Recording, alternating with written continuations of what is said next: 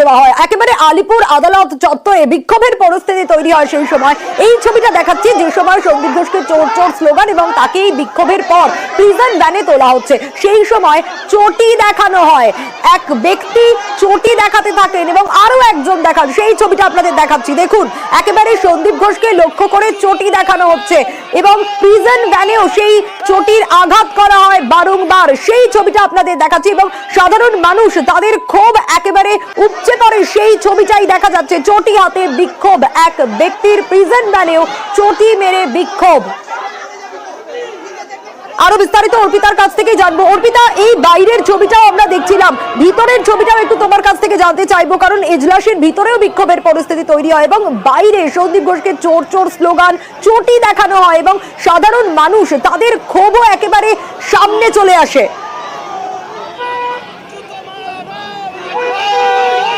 একেবারে তাই। দেখো, আজকে আলিপুরে সিবিআই যে বিশেষ আদালত, সেখানে যখন আজকে সন্দীপ ঘোষ সহ 4 জনকে পেশ করার পরে তাদের 23শে সেপ্টেম্বর পর্যন্ত জেল হেফাজতে নির্দেশ দেয় বিচারক, তখনই বিচারক কিন্তু তিনি নিচে নেমে যায় এবং তার নিজে ডুবে যায়। সেই সময় কিন্তু মহিলা আইনজীবীরা সেখানে তারা বিক্ষোভ প্রদর্শন করে, গো ব্যাক স্লোগান এবং তার সঙ্গে যে তিলোত্তমার বিচার চাই, এরকম কিন্তু তারা স্লোগানিং দিতে থাকে। এবং এজলাস থেকে বাইরে তারা বেরিয়ে এসে তারা যেখানে দরজা, যেখান থেকে অ্যাকিউজডরা বেরোয় বা অভিযুক্তরা বেরোন, সেখানে তারা ঘিরে রাখে। তারা সেখানে মূলত বেরোতে দেবেন না এই 4 জনকে, এমনটাই কিন্তু তারা সিদ্ধান্ত নেন। সেই সময় কলকাতা পুলিশের সামনেই গোটা বিষয়টা চলতে থাকে। শেষ পর্যন্ত কেন্দ্রীয় বাহিনীকে ডাকা হয়। কেন্দ্রীয় বাহিনী আসার পরেও সেখানে বিক্ষোভ চলে, তুমুল বিক্ষোভ চলে, গো ব্যাক স্লোগান শুরু হয় কলকাতা পুলিশকে দেখে এবং একাধিক তারা কিন্তু ক্ষোভ উগরে দেন।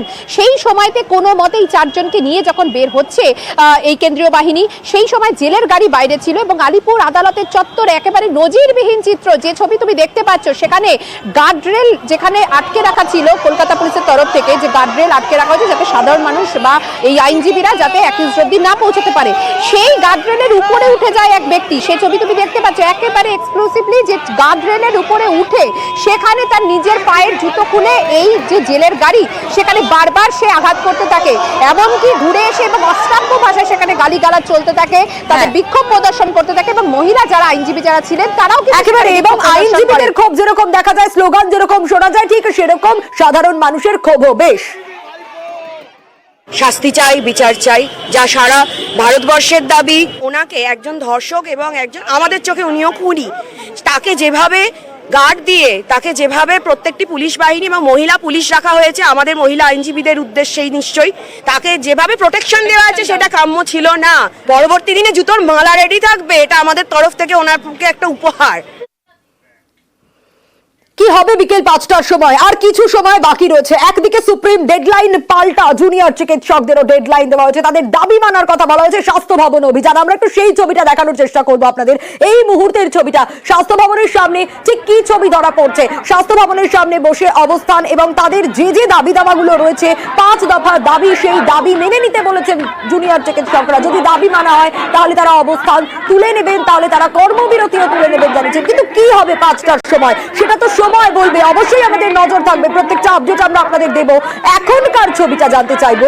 পারাদীপ রয়েছেন আমার সঙ্গে সরাসরি স্বাস্থ্য ভবন থেকে। পারাদীপ, একদিকে আমরা দেখেছি একেবারে নিরাপত্তা ব্যবস্থা, স্বাস্থ্য ভবনের সামনে এই মুহূর্তে তুমি রয়েছো, ঠিক কি ছবি ধরা পড়ছে? কারণ 5টা বাজতে আর 8 মিনিট মতো বাকি রয়েছে।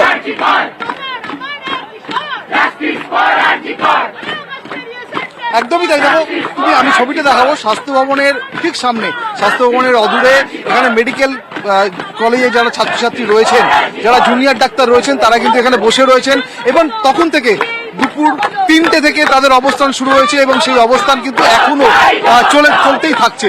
এবং তারা জানিয়েছেন যে 5 দফা দাবিতে তারা আজ স্বাস্থ্য ভবনের সাফাই অভিযানে এসেছিলেন, সেই দাবি তাদের যতক্ষণ না মিটবে ততক্ষণ তারা কিন্তু এখানে বসে থাকবেন। অনির্দিষ্টকালের জন্য অবস্থান চলবে। এখানে যারা আছেন তাদের সঙ্গে একটু কথা বলার চেষ্টা করব। ম্যাডাম, কতক্ষণই আপনাদের অবস্থান চলবে? যতক্ষণ না আমরা আমাদের যে ডিমান্ডস আছে সেটা ফুলফিল হবে। এবং আজকে যে ডিমান্ড নিয়ে আমরা পথে বসেছি, সেই ডিমান্ডটা যতক্ষণ না ফুলফিল হবে, আমরা যতক্ষণ না বিচার পাবো, আমরা এখানেই বসবো, এখানেই আমরা অবস্থান বিক্ষোভ করবো। আমরা বাঁকুড়া সম্মিলনী মেডিকেল কলেজ থেকে এসেছি। তার নাম অমৃতা।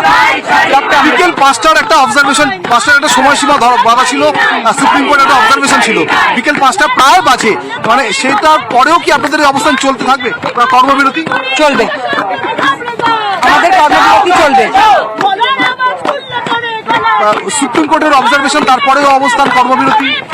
দেখুন, কর্মবিরতি যেটা জেনারেল বলছেন যে এত পেশেন্ট মারা গেছে, আপনারা সবকটা মেডিকেল কলেজে গিয়ে দেখুন কিভাবে এমার্জেন্সি চলছে, কিভাবে আউটডোর সেবা চলছে, এমার্জেন্সি ওটি কিভাবে ফাংশনাল, একবার দেখুন, তারপর ওই স্টেটমেন্টের সাথে কথাটা মেলাবেন।